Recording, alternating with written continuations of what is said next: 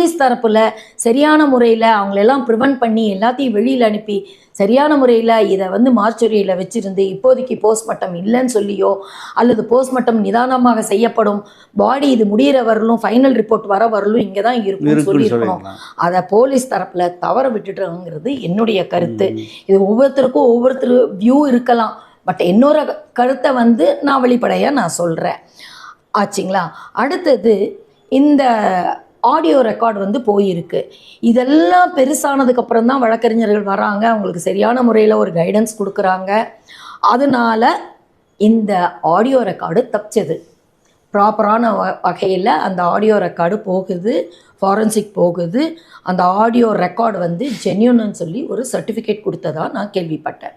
So அதில் வந்து ஒரு ஃபேக்கோ அல்லது வந்து வாய்ஸ் வந்து மாற்றி வேறு யாரோ பேச வச்சாங்களாங்கிறது இனிமேல் கொண்டு அது சாத்தியமே படாது.